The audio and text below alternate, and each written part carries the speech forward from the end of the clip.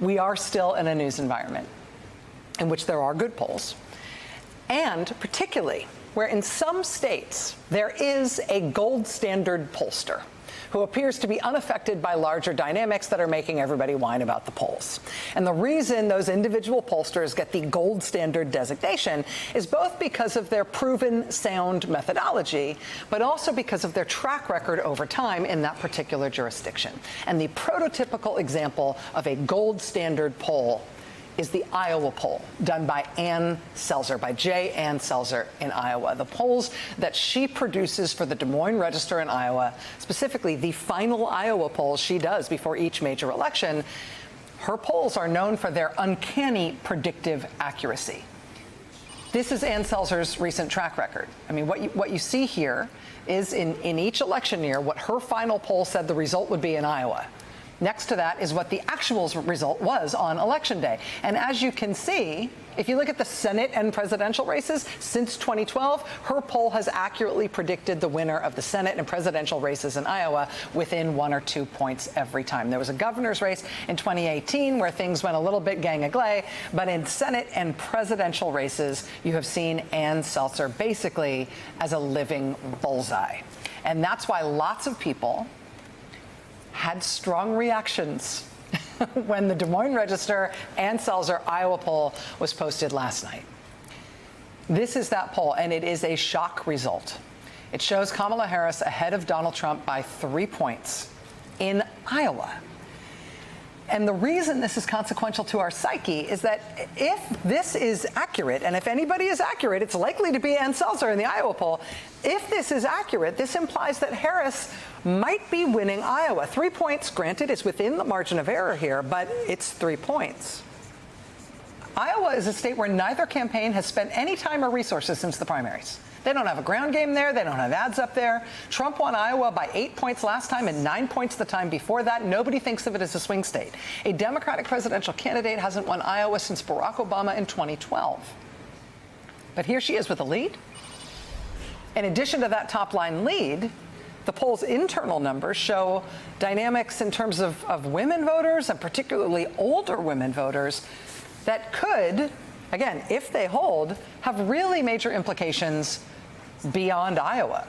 I mean, the Iowa poll shows that women who are political independents favor Harris by nearly 30 points. Women over the age of 65 support Harris over Trump by 35 points. Actually, look at this. This, in some ways, to me, is even more shocking. With all voters over age 65, the Iowa poll has Harris plus 19 over Trump. That's driven by her huge margin with women over 65, but even men over 65 in this poll are plus 2 for Harris. If the Democratic candidate is winning voters over 65, full stop, we have a very different race on our hands than we thought we did.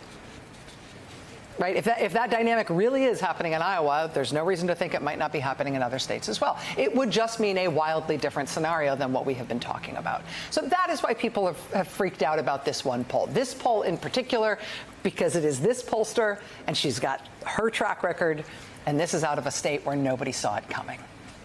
Joining us now is J. Ann Selzer. She's president of the polling firm Selzer & Company. Ms. Selzer, we know your time is really valuable, particularly on a day that the poll comes out. Thank you so much for being with us. My pleasure. Let me ask you, first of all, if I got any of that the wrong way around, or if you see any of that differently than the way I laid it out for our audience.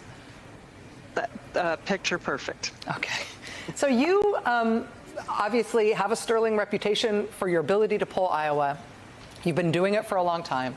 What is your top-line takeaway from your final poll before Election Day? Were you as surprised as everybody else by the broad strokes of what you found?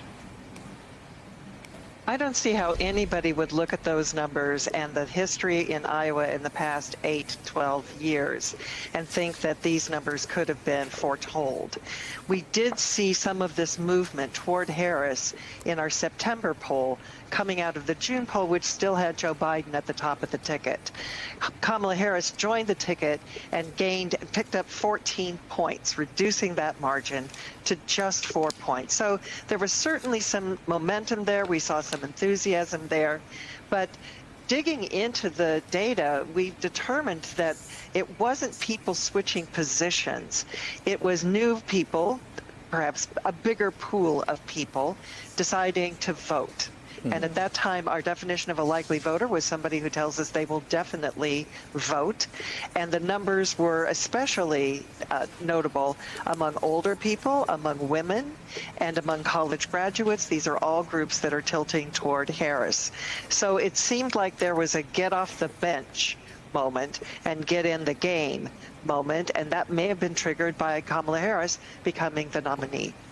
One of the internal dynamics reflected in your poll that I haven't heard discussed as much today is a significant movement, it appears, since September with men. Obviously, the gender gap is massive. The numbers that you're talking among women broadly, women over 65, independent women, are huge for the Harris campaign.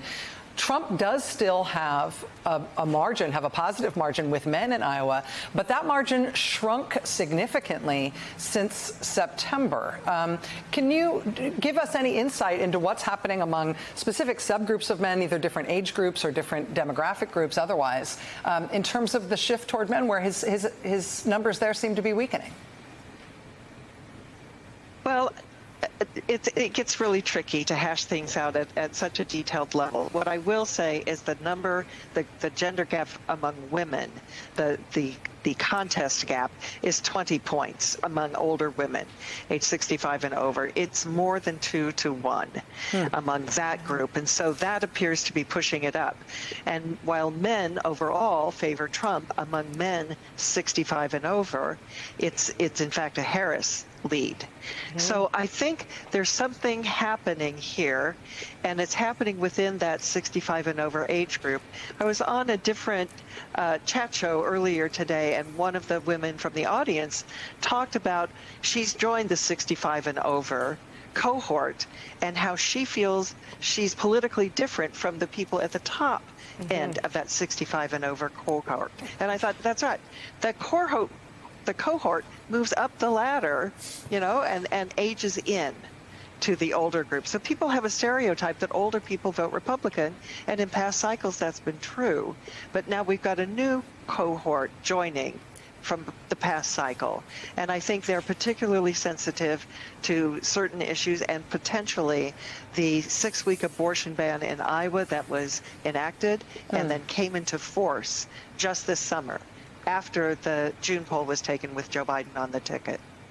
It's so interesting what you're talking about, this dynamic with older voters. I want to ask you if that also, whether there's also something to say there about how likely these likely voters are to actually vote. I mean, your poll finds people over 65 to be tilting toward Harris, as you say, with women overwhelmingly so. She's also doing better than Trump with the youngest voters. Trump's doing better with the middle-aged people. Which of these voting groups votes the most? Well, this is one of the things we track, because we talk to over 1,000 people in order to get 800 likely voters. But we know some things about that full 1,000 that enables us to calculate what we'll call the incidence. How many of all Iowans in those demographic groups meet our criterion to be a likely voter? And that you can do that 2 ways. You can say you've already voted, because if that isn't likely, I don't know what is, or you can tell us you will definitely vote. And among the age 65 and over group, that incidence is 93%. Wow. So out of 100 people in that age group we talked to, 93 said they'd already voted or intended to vote. Among the under 35 age group, that incidence is just 62. So, as I say, if you want a horse to ride on, you want the older people because they show up and vote. Iowa pollster Ann Selzer, really appreciate the time you've taken to explain this to us. Obviously, a national double take when these numbers first came out last night. Getting your explication of how this all came together is just invaluable to us. Thank you so much. My pleasure. I will say, at a time when pollsters don't have a great name because of how things have gone in recent years, I don't think anybody before Donald Trump today ever cast aspersions on Ann Seltzer's ability to poll Iowa. I mean, we're going to put this in context in a moment. We're going to talk to Steve Kornacki, have him put the Iowa poll in context with the other polling that we're seeing, including the big new NBC News poll that's out. But I got to say, Nicole, feels like a sort of a firecracker under the seat, like, oh, that's not supposed to be there. So when you're on a campaign, you have tracks, right? They're overnight tracks. You would have seen the tracks. Small number of campaign staffers see the tracks. And the tracks are directional, right? So you know, is this getting through? How are we moving directional? So tracking polls, so daily tracking polls. And it's usually the most reliable data that you possess. And over time, public polls got pretty close.